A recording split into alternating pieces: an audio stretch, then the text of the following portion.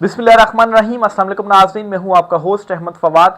आज तारीख है 14 जुलाई और दिन है मंडे का। 4 खबरें आज की व्लॉग में आपके साथ शेयर करूंगा जी।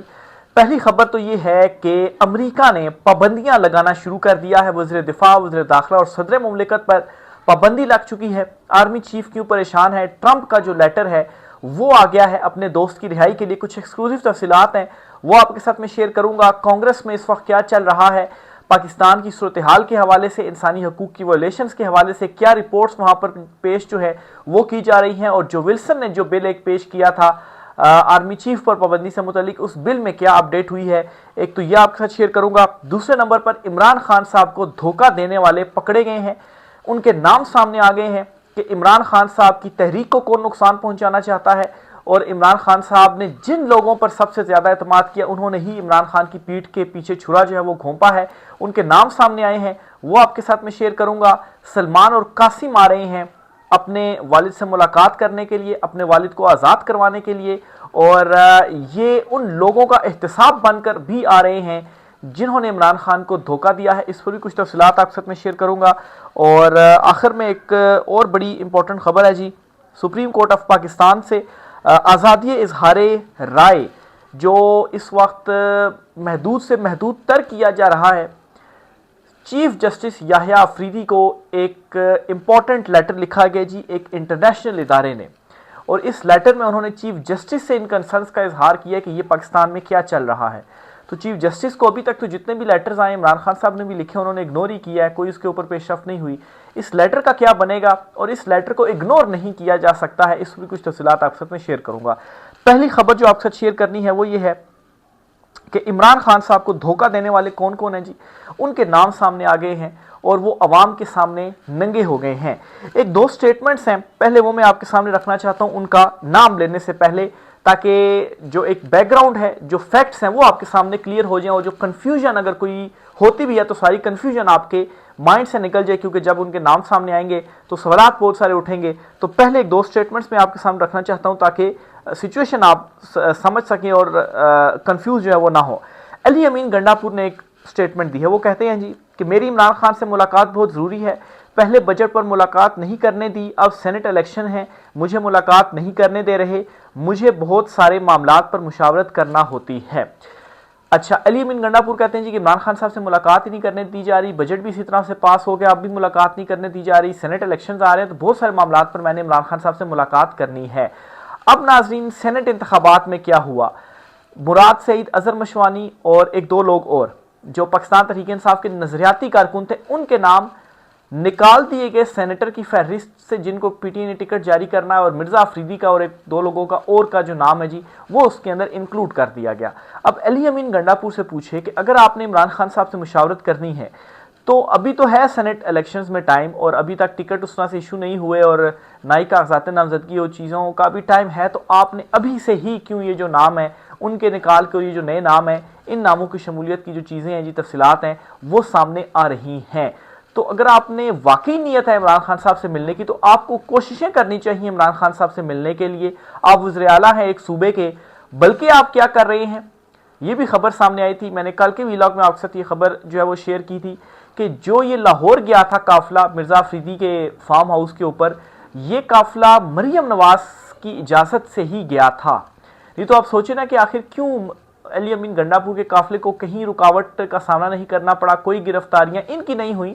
आम लोग जिन्होंने फूल की पत्तियां जो है वो इनके ऊपर डाली थी उनको तो अरेस्ट किया गया, लेकिन इनको पुलिस ने कुछ नहीं कहा, कोई कंटेनर्स नहीं थे, कोई दफ़ा 144 नहीं थी। तो इसकी रीज़न क्या थी, इस पर खबर ये सामने आई थी जी कि मरियम नवाज ने इनसे ये शर्त रखी थी, सनम जावेद और आलिया हमजा नहीं होनी चाहिए, बाकी आप मीटिंग करें और उस फार्म हाउस पर जरूर जाएं। और उसका मकसद क्या था, उसका मकसद ये था कि मिर्जा अफरीदी जो हैं उनका एक वो दिखाना था और उनको टिकट देना था, और सब यही चाहते हैं एस्टेब्लिशमेंट भी, ताकतवर हल्के भी, कि उनको मिल जाए। इमरान खान के नजरियाती लोगों को जो टिकट है जी सेनेट का वो नहीं मिलना चाहिए। तो अली अमीन गंडापुर साहब अगर ये चीज़ कर सकते हैं, और फिर अगर वाकई आपकी नीयत थी इमरान खान से मिलने की, तो आपने एंड टाइम तक कोशिश करनी थी और एंड टाइम तक आपने वेट करना था, बजाय इसके कि इससे पहले ही उनके जो नाम है वो निकल जाए। लेकिन खान साहब से मुलाकात की कोई कोशिश आपकी जानिब से जो है वो नहीं की गई। और अब इस किस्म की स्टेटमेंट देखकर ये एस्टेब्लिश क्या करना चाह रही हैं, ये चीज़ एस्टेब्लिश करना चाह रहे हैं जी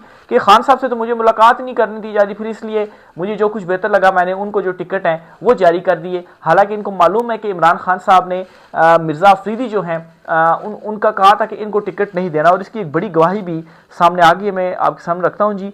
ये MNA है इकबाल अफरीदी, इन्होंने ये कहा है जी, एक इंटरव्यू उन्होंने दिया है और इसमें उन्होंने कहा है कि इमरान खान ने आखिरी मुलाकात में मेरे सामने कहा था कि मिर्ज़ा अफरीदी को टिकट नहीं देना, टिकट नूरुल हक कादरी को देना है। और कुछ जिन लोगों के नाम निकाले गए हैं वो भी मैं आपको बताता हूँ।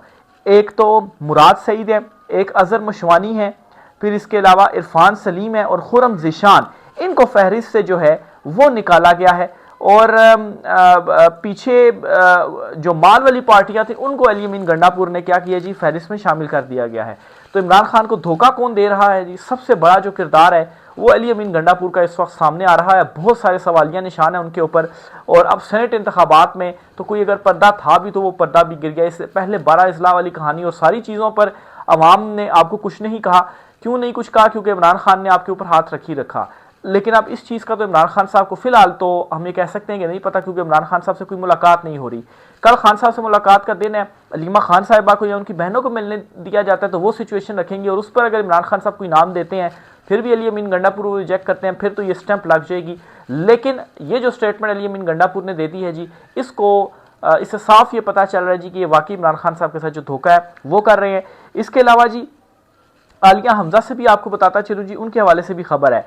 2 महीने से कोशिश की जा रही है कि आलिया हमजा को चीफ ऑर्गेनाइजर के ओहदे से हटाया जाए। पीटीआई की मरकजी क़यादत आलिया हमजा के साथ काम करने में दिलचस्पी नहीं रखती। हर पीटीआई रहनुमा को पता है कि अली अमीन गंडापुर की सीट बहुत मजबूत है, उनको किसी सूरत नहीं हटाया जा सकता। मंसूर अली खान साहब की जानिब से ये बात जो है वो कही गई है। आलिया हमजा को वाकई हटाने की कोशिश की जा रही है क्योंकि वो बहुत मुतहरिक हैं और वो करकर्दगी मांगती हैं ग्राउंड के ऊपर, और करकर्दगी नहीं दिखाई जा रही। वो खुद भी मुतहरिक है और बाकियों से भी मांगती है, तो बाकी उनसे तंग है क्योंकि कोई निकलना नहीं चाहता है बाहर। तो इसलिए जी पीटीआई की क़यादत इस वक्त कौन सी? अली अमीन गंडापुर है, बैरिस्टर गौहर हैं, सलमान अकरम राजा हैं, इन सारों के ऊपर सवालिया निशान है कि क्यों आलिया हमजा को निकालना जो है, हटाना जो है चीफ ऑर्गेनाइजर के ओहदे से ये चाहते हैं। और फिर पीटीआई के सारे लोगों को ये पता है कि अली अमीन गंडापुर की नशिस्त बड़ी मजबूत है। क्यों उनको ये पता है? उनको ये पता है कि इनको एस्टेब्लिशमेंट की सपोर्ट हासिल है, और ये खुद इन्होंने इकरार किया कि वो दोनों तरफ खेल रहे हैं। इस वजह से उनकी नशिस्त जो है वो मजबूत है, और जो है वो उनकी जो बातें हैं वो भी ये मानते हैं। बजट भी देखें पास कर दिया, और इसके अलावा अब सेनेटर्स के नाम भी फहरिस्त से इन्होंने तब्दील कर दिए। वो नाम जो इमरान खान साहब ने दिए थे, ये कैसे अली अमीन गंडापुर कर सकते हैं? बहरहाल कल का दिन इंपॉर्टेंट है क्योंकि कल मुलाकात का दिन। अब कब मुलाकात इमरान खान साहब की होती है, नहीं होती, बहनों से भी नहीं करवाई जाती है, सेनेट इंतखाबात तक भी नहीं करवाई जाती, फिर तो यही नाम हो जाएंगे। और अगर करवाई जाती है और इमरान खान साहब देखें फिर क्या नाम देते हैं, तो इस हवाले से बहुत ज़्यादा इंपॉर्टेंट है कल का दिन। दूसरी खबर जो आपसे शेयर करनी है वो ये है कि सलमान और कासिम जो हैं वो पाकिस्तान आ रहे हैं।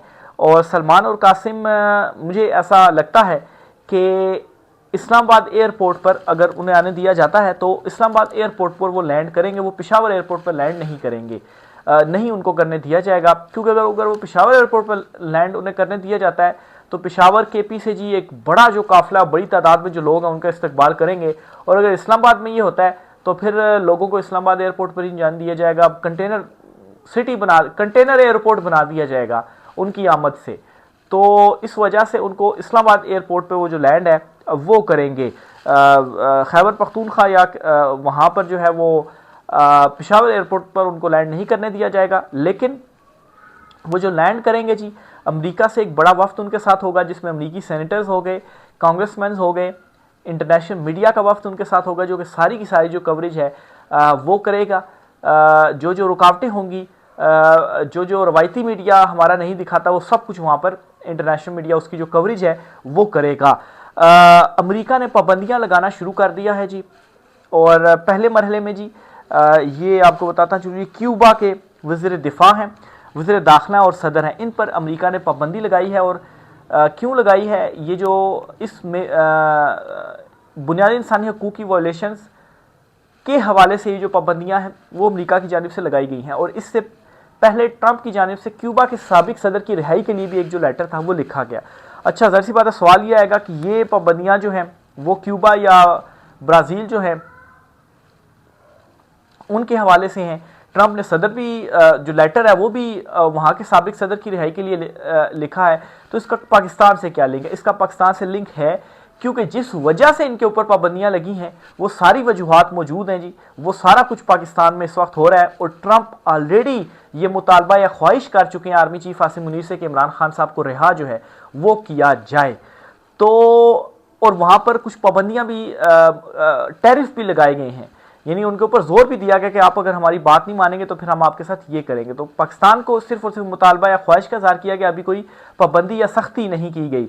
लेकिन ये इकदामात इस तरह से जुड़े हुए हैं जी कि सेम उसी रीजंस की वजह से इन पर पाबंदियां लगी हैं जो रीज़न इस वक्त पाकिस्तान में जो हालात जो हैं वो चल रहे हैं।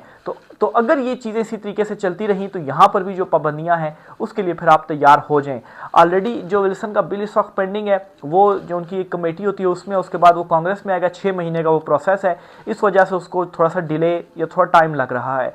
दूसरा, कल इंसानी वहाँ पर एक कमेटी का इजलास होने जा रहा है जिसमें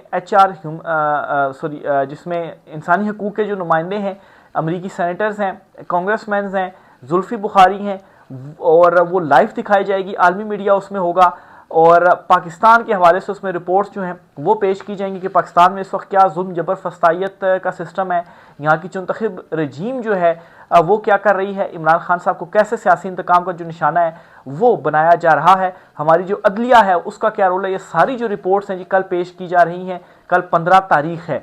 तो इन रिपोर्ट्स के बाद और ये सारी जो एक्टिविटीज़ हो रही हैं इस वक्त अमेरिका में, और एक बड़ी हिमायत भी ली है, ट्रंप ने खुद ये इकरार जो है वो एक रिपोर्ट के मुताबिक, अमरीकी एक वेबसाइट के मुताबिक उन्होंने किया जी कि मुझे यहाँ पर जो पाकिस्तानी कम्युनिटी, जो मेरे वोटर्स हैं जिन्होंने मुझे सपोर्ट किया है, वो ये चाहते हैं और मैं जो है उनकी तरफ से ये मुतालबा भी कर रहा हूँ और ख्वाहिश का भी उन्होंने जो इजहार है वो किया है।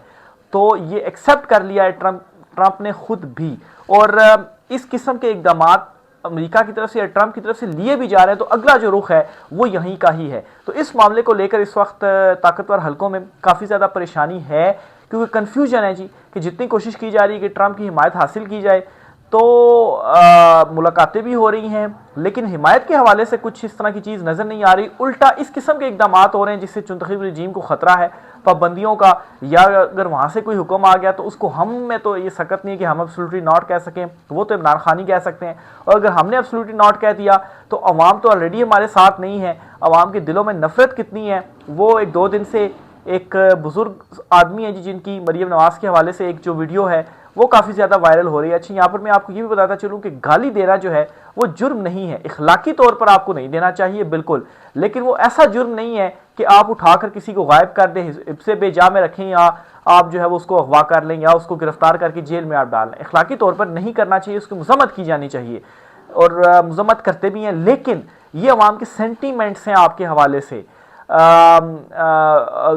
और अवाम के अलावा जब आलमी सतह के ऊपर भी आपकी सपोर्ट ख़त्म होगी तो फिर ये जो रजीम है ज़्यादातर ये नहीं चल सकती, ये सबको अंदाज़ा है। और इमरान खान साहब अगर बाहर आते हैं जी तो फिर इनका क्या बनेगा, वो कहते हैं कि तेरा क्या बनेगा कालिया, तो तेरा कुछ भी नहीं बनेगा, फिर सारे जो हैं सारों का यही बनेगा कि सारे के सारे जो है वो जेल में जाएंगे। बहरहाल जी उन बुजुर्ग शख्स के हवाले से भी एक दरख्वास्त उनके बेटे की आई है हाई कोर्ट में कि जी उनके वालिद को जो है वो हिब्से बेजा में रखा गया है और मालूम नहीं है कि वो कहाँ पर है जी, हिब्से बेजा में भी उनके पास हैं या नहीं, क्योंकि मिलने तो नहीं दिया जा रहा। तो कल उस पर भी जवाब मांगा गया है, देखें उस पर क्या जो जवाब है वो आता है। अगली खबर जी जो आपके साथ शेयर करनी है वो ये है कि सुप्रीम कोर्ट ऑफ पाकिस्तान में जी इंटरनेशनल फेडरेशन ऑफ जर्नलिस्ट जी बेसिकली आलमी सतह पर सहाफ़ियों की एक यूनियन आप इसको कह सकते हैं, इनकी जानिब से एक लेटर लिखा गया है चीफ जस्टिस पाकिस्तान को जी, और इस लेटर में जी इन्होंने कंसर्न्स का इजहार किया। और ये इंपॉर्टेंट लेटर इसलिए कि ये एक आलमी सतह के ऊपर ये रजिस्टर्ड है और आलमी सतह पर जो सहाफ़ी हैं, जिसमें मतलब है कि हर मुल्क के सहाफ़ी इनके साथ जुड़े हुए हैं, ये एक आलमी तंजीम है जिसमें पूरी दुनिया की जो कंट्रीज़ हैं वो शामिल होते हैं और इसमें आप बाकायदा तौर पर जो सिग्नेचर्स हैं वो भी करते हैं। मुतनाज़ा पीका एक्ट सहाफ़ियों के मसाइल पर इंटरनेशनल फेडरेशन ऑफ जर्नलिस्ट का चीफ जस्टिस को ख़त, सहाफ़ियों को पीका कानून के तहत मुकदमात, हरासानी और धमकियों का सामना है। पाकिस्तान ने इंटरनेशनल लेबर ऑर्गेनाइजेशन और अक़वाम मुत्तहिदा के कन्वेंशन पर दस्तखत कर रखे हैं। पीका के तहत आज़ादी इजहार और बुनियादी हकूक महदूद हो रहे हैं, तो इस लेटर को यूं ही इग्नोर नहीं किया जा सकता। राय का इजहार कीजिएगा। आज की व्लॉग से इतना ही, इजाज़त दीजिए, अल्लाह हाफिज़।